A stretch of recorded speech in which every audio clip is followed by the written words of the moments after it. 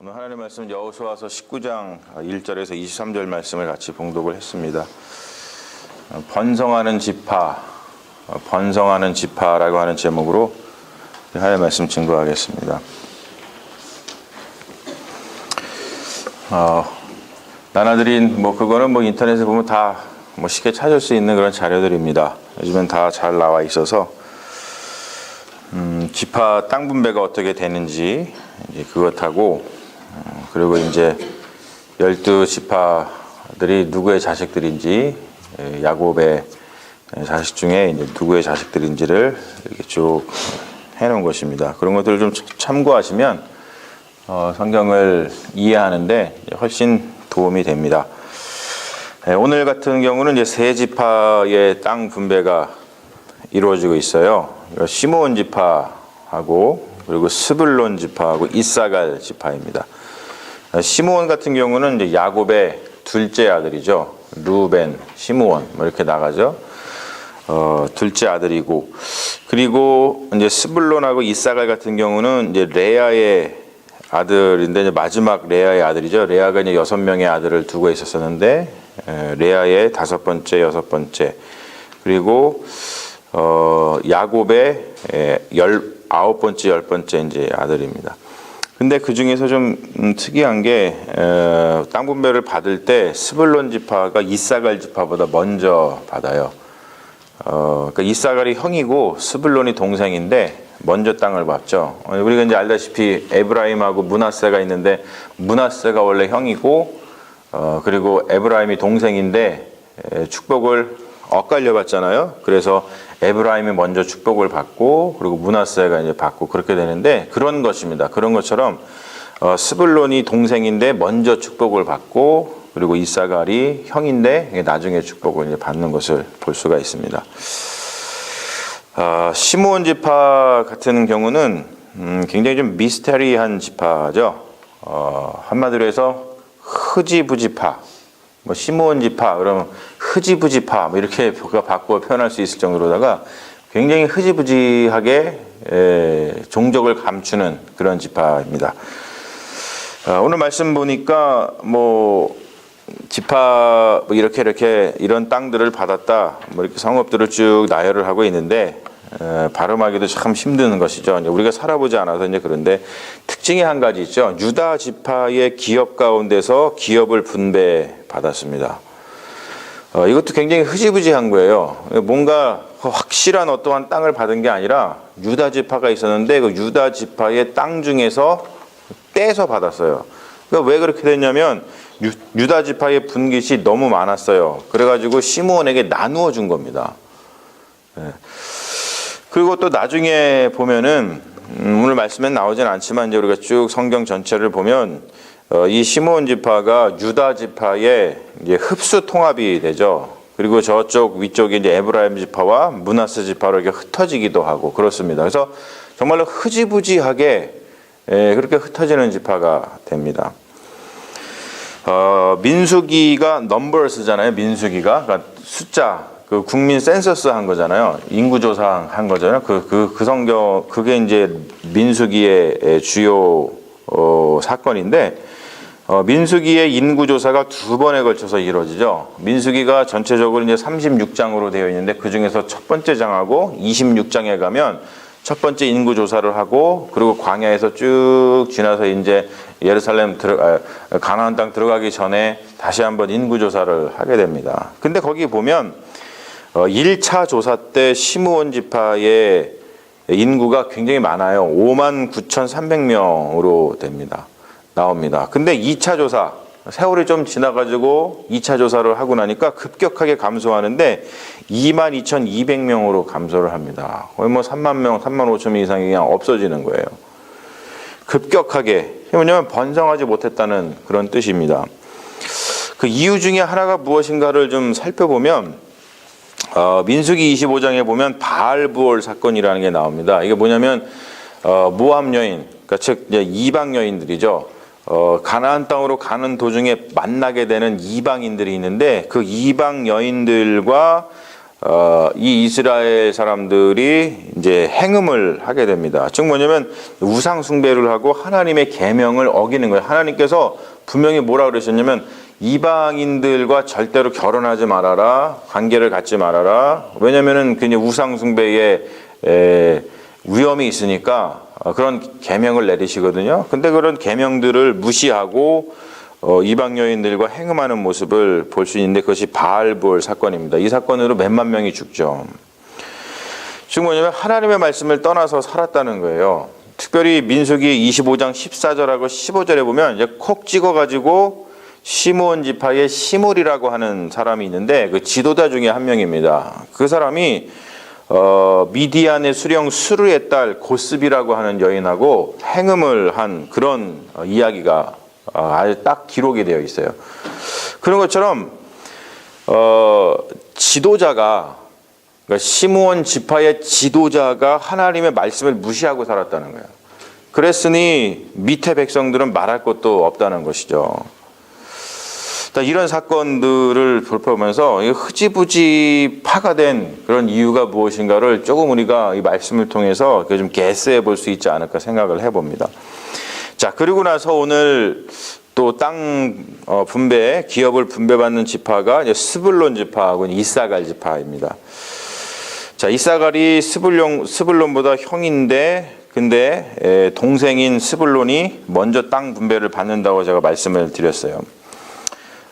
이 스불론 지파에 대한 먼저 땅 분배를 받는 스불론 지파에 대한 야곱과 모세의 축복을 보면 굉장히 흥미로운 게 있습니다. 뭐냐면 야곱은 창세기 49장 13절에서 스불론 지파를 이렇게 축복을 해요. 뭐라 그러냐면 해변에 거주하게 될 것이다. 근데 그 해변은 배 매는 해변이라 그래요. 배 매는 해변.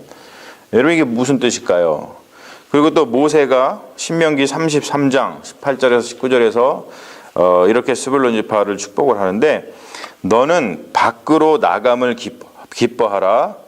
바다의 풍부한 것과 모래에 감추어진 보배를 흡수하리라.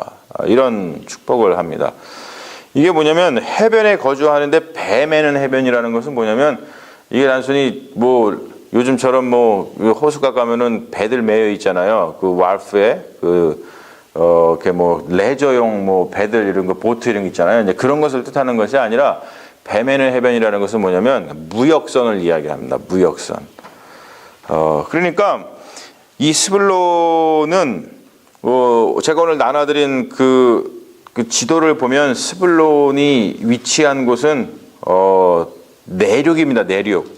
바다에 닿아 있는 지역이 아니에요.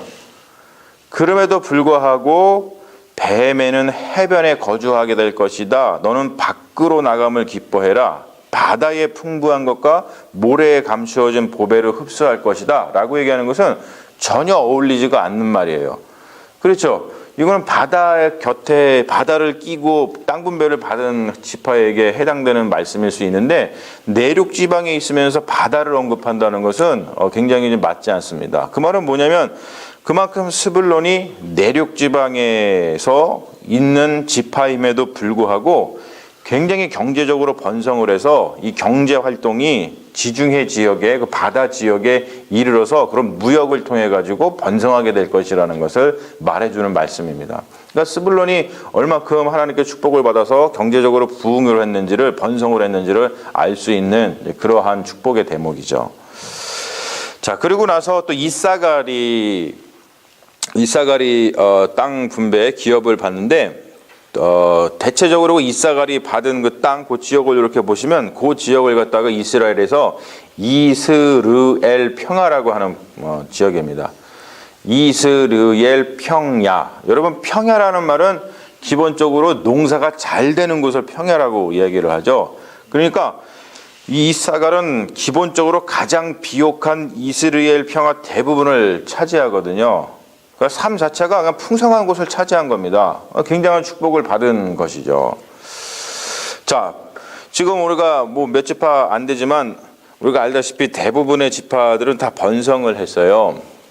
그런데 유독 시므온 지파만 번성을 하지 못했습니다. 제가 위에서 설명드린 것처럼 왜 그랬을까? 되게 궁금하지 않으세요? 여러분 성경을 읽으면서 좀 이 부분에서 궁금증을 좀 가보자 보신 적이 있습니까? 굉장히 궁금하잖아요. 사실 이 주제로다가 다른 지파는 번성했는데 왜 시므온 지파는 이렇게 흐지부지파가 됐을까라고 하는 이 주제를 갖고서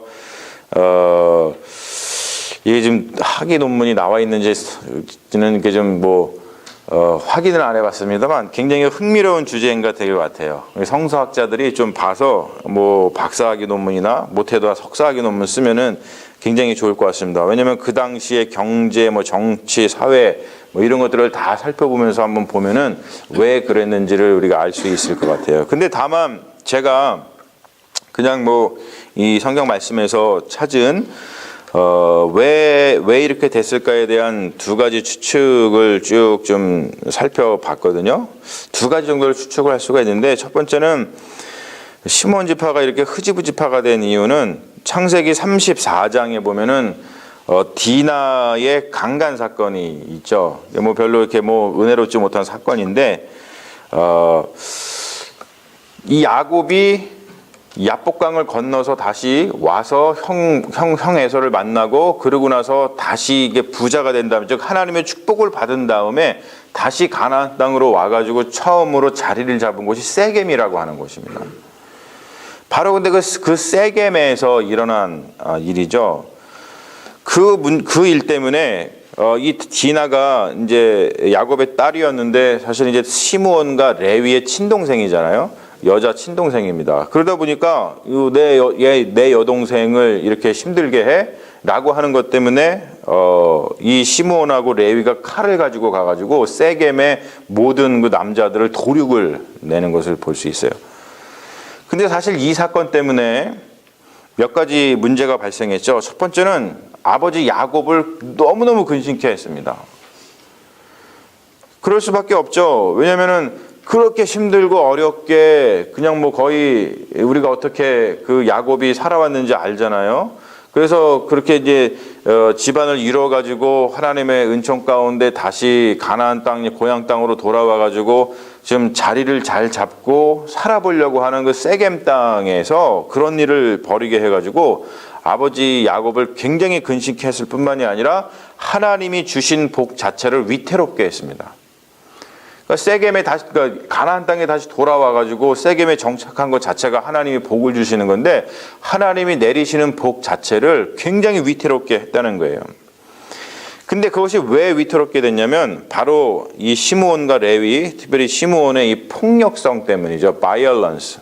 이거는 성경에서 계속 지적되는 부분이에요. 보면은 특별히 창세기 49장 6절에서 7절 말씀에 시므온에 대해서 아버지 야곱이 축복을 내리는 그 장면을 보면 굉장히 안타깝습니다. 뭐라고 하냐면 다른 사람들은 다 좋은 말 해주는데 이 시므온에 대해서는 뭐라 그러냐면 분노대로 사람을 죽이고 혈기대로 소의 발목 힘줄을 끊고 노여움이 혹독하니 저주받을 것이요 분기가 맹렬하니 저주받으리라, 이렇게 얘기를 합니다.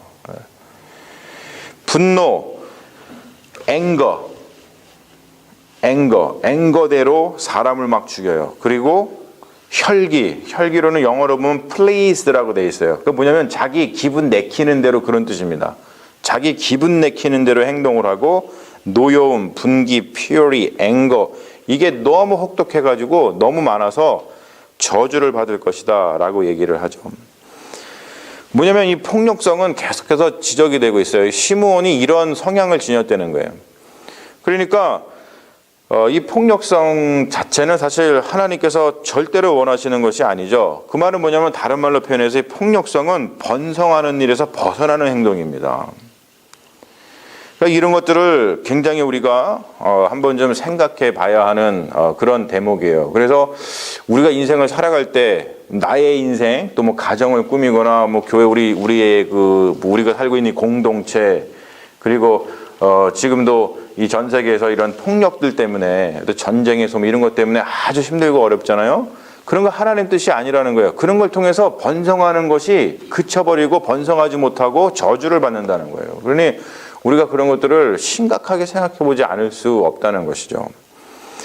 그리고 두 번째로 이 시므온 지파가 왜 번성하지 못하고 이렇게 흐지부지파가 됐을까? 두 번째는 아까 위에서 잠깐 살펴봤듯이 그 바알볼 사건을 통해서 어떤 우상숭배, 음행, 이거는 뭐냐면 한마디로 하나님의 말씀을 떠나서 살았다는 뜻이에요. 하나님의 말씀을 떠나서 살았다. 이런 것들을 좀 잘 우리가 묵상해 볼 필요가 있습니다. 번성을 해야 되는데 그게 하나님께서 우리에게 주신 축복이고 명령이잖아요. 그렇잖아요. 너희들 번성해라. 근데 번성하지 못하게 되는 그 이유들이 무엇인가를 우리가 성경에서 우리가 볼 수 있다는 것이죠. 자, 이러한 것들을 우리가 염두에 두고 정말로 우리가 바라는 것은 제가 오늘 말씀 제목에서 말씀드렸듯이 번성하는 지파가 되는 것이 사실 하나님의 뜻이고 우리의 소망이 되는 것이죠. 그래서 우리의 삶이라든지 우리의 교회, 우리의 공동체가 번성하는 지파가 되기를 주님의 이름으로 축원합니다. 보십시오. 번성한 유다 지파를 보세요. 저는 이 말씀을 보면서 오늘 특별히 이런 기도를 하고 싶어요. 번성한 유다 지파를 보면서 나누어 줄 수 있는 정도로 풍성히 받은 지파가 된 걸 보시죠. 나누어 줄 수 있는 지파가 됐어요. 유다 지파는.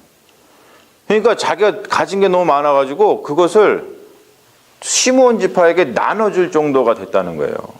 그러니까 이 말씀 붙들고서 주님, 우리가 좀 나누어 줄 수 있는 정도 풍성히 받는 지파가 되기를 원합니다.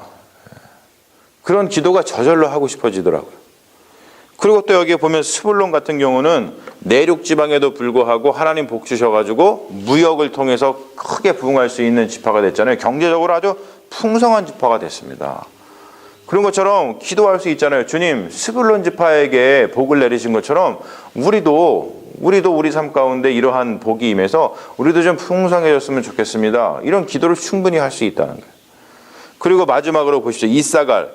이것도 참 너무 은혜롭죠.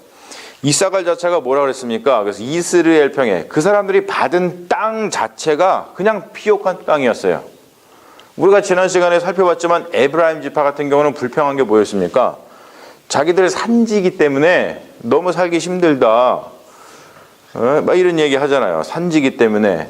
근데 이 이사갈 지파 같은 경우는 그냥 분배받은 땅 자체가 비옥한 땅입니다. 삶의 자리 자체가 비옥한 곳이에요. 삶의 자리 자체가.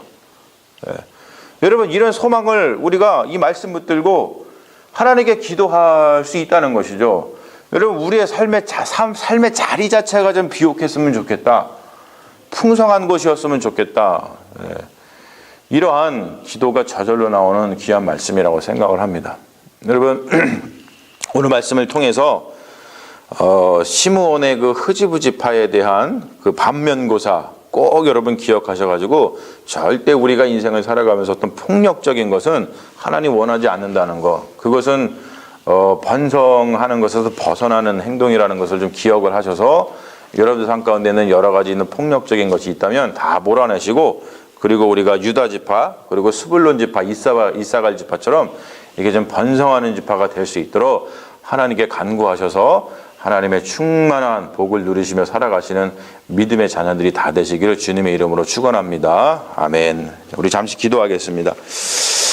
아버지 하나님, 오늘 귀한 말씀을 통해서 우리가 어떤 것들을 조심하고 또 어떤 것들을 주님께 아뢰 수 있는 그런 은혜를 받았는지를 기억하게 하시니 감사합니다.